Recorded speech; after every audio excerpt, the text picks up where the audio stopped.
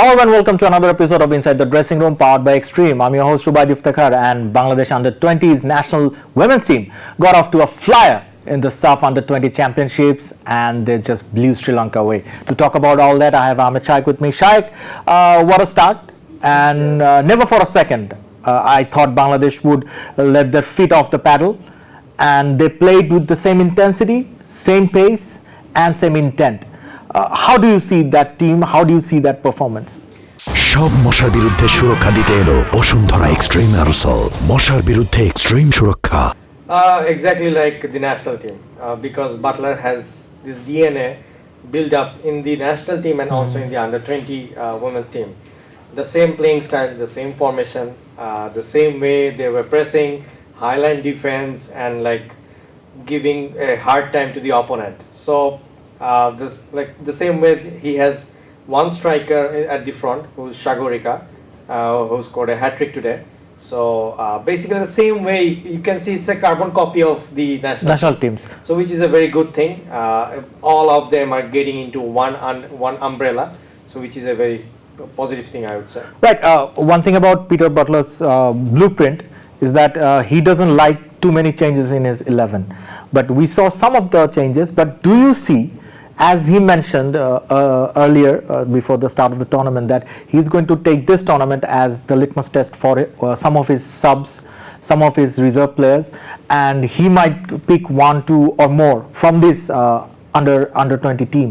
So do you see Butler changing the not the formation, but the team in the upcoming matches, maybe the starting 11?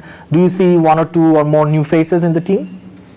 I think he will start with the same starting 11 in every match, but he will change very quickly around the halftime, which we also saw today. Right. During the halftime, he subbed off his best players, the captain Afeda Khondokar, then Shopna Rani. The most two experienced who were playing in the main team. So this way, what I see is basically he will start with the team. He will get the goals in the first half so that there is a comfortable lead.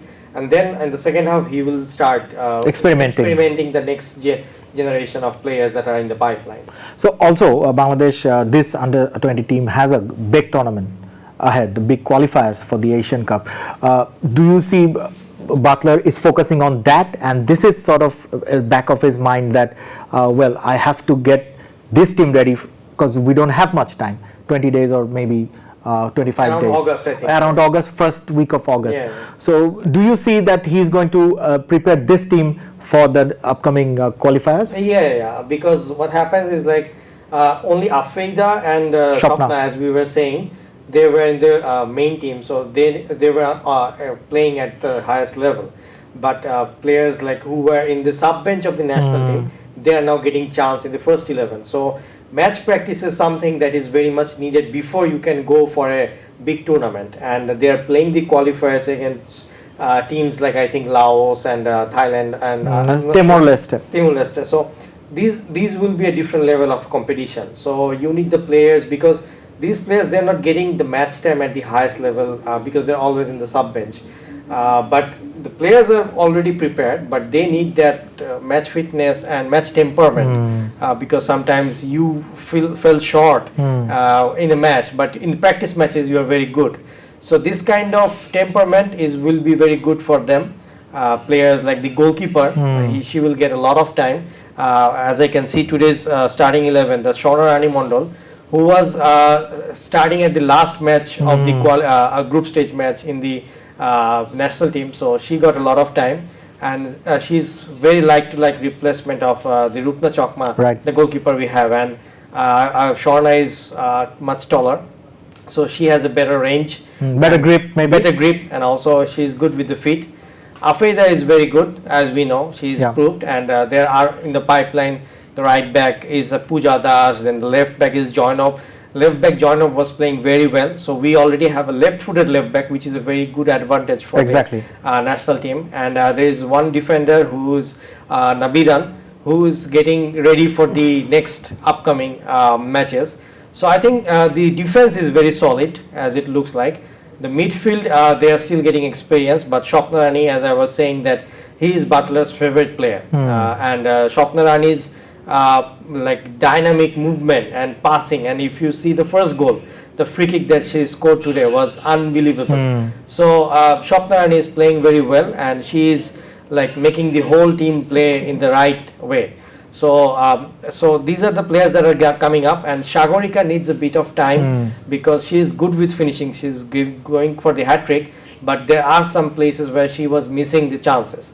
So these are the things where you need the match temperament. So I think these group stage matches will help them to be better for the AFC Asian qualifiers. Right, and of course this tournament is going on at a time where Bafoufe is also passing through a critical junction. Yesterday there was a meeting supposedly on the Bafoufe premises that where the national women's teams facilities were discussed, diets and accommodation and practice and things like that. Do you agree that this is the right time to put them in a diet or under the nutrition, or they because we don't have much time before the Asian Cup? So what your take on that? And should should Bafoufe if they start a nutrition program or a facilitation program, should they start it from the very young age level, per se under 16 or under 14 till the national team, or should only they focus on the national team now? The most positive thing is the discussion has started, because previously there was no discussion about this. Nowadays football is not a game anymore, it's a science, and the science happens through the nutrition, through the... It's a lifestyle basically. It's a lifestyle. Right. Arsene Wenger has changed the whole thing. Right. So nowadays if you don't follow those rules, what happens is that you will always, and you will also see this example in our country, that the teams, the underage teams, they do very well, but when they reach the ultimate level, the top level, then the performance dips. This is basically the lifestyle that our players follow. So around the underage team, everybody is in the same range, all the countries, but the actual start of your pro career or athlete career They start to get burned out. So that's where the nutrition will come in, how you're exercising, how much rest you are taking. These are the small things that will come into play. And that will give them longevity, and the performance will increase very much. So I think not only for the national team but for the whole system, BFF should start thinking about these things very seriously.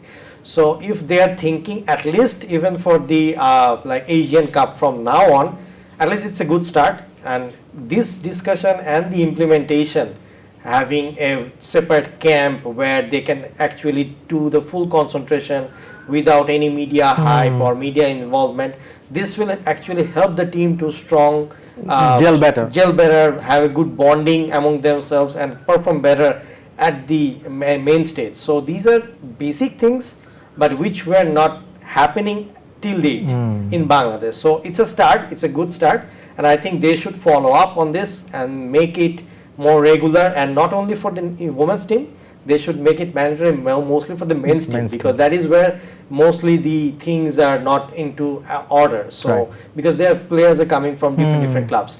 So I think the whole scenario, discussion and the topic is a very positive approach from BFF in this case. All right, Shaikh, lastly I want to talk about something that we talked about the Butler blueprint or the Butler DNA. Well, first, when the players are under Butler's camp, they can follow the DNA, but do you want this blueprint to be implied or instilled from the earlier age categories, per se under 14, under 16s? And number two, the ladies or the young girls that are playing, they don't get to play often or regularly in a local league. So in their off season, what should Bafoufe do? Now this is going to be a discussion around the structure of BFF, because what happens is, like, if you want to implement a DNA in a football country, the first and most important person is the technical director. because he sets a blueprint, and then all the other underage coaches and the different coaches, They follow that. They follow the blueprint. That's what happened with Belgium. Belgium once were implementing 4-3-3 to all the teams and, age level clubs. So that's how they got a lot of good players. So what we need is basically a technical director with more coaches who are capable to run the youth system, and all the DNA will be same. So this way, a player getting into even under 16, he will start with the DNA. He will start to get to understand the DNA of the national team. Of the national team, and he will see that whatever he's doing in under 16, under 15, it's same in the national team. So he will have a complete understanding that what he needs to do, how he needs to perform, how he needs to level up his game. So this way the whole DNA will be implemented everywhere. So now what is happening is for the women's team, Butler is having his own DNA and he's implementing because he has the freedom of coaching all the teams. He is doing only for all the women's team. So, and in our structure, all the women players, they are under BFF contract.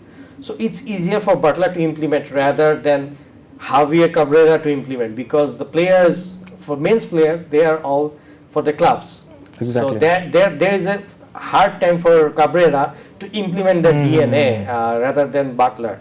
So I think if we are talking about only men's team, now at this moment, okay, but what we need is really, we need a league where all the professional clubs will be participating. The players will get a lot of, I would say, financially help, and at the same time they will understand the culture of like long period of games, because with league you have a different amount of games, and this helps the players to keep that fitness level for a long period of time, which eventually helps them for the international matches. Right. At the end, do you see Bangladesh topping this tournament? What are your predictions? We'll end with that. My prediction is that they will be champions with flying colors, because they're at this moment, like their playing style is very different and very progressive than other teams, and they have the players with experience who can play at the Asian level. So this is like way above than the other opponents that are in the group. So that's why Butler was not much happy with Afeda and Swapnarani playing in this tournament, because he thinks that they are better players than this level. So I think we will be champion with flying colors. I hope that's true, Shaikh. Thank you for your time today. Thank you. Folks, that was all the time I have for you today. I'll be back soon with another episode of Inside the Dressing Room powered by Extreme. Till then, you take care. For more updates, follow us on Facebook, subscribe our YouTube channel, get the latest update on www.daily-sun.com.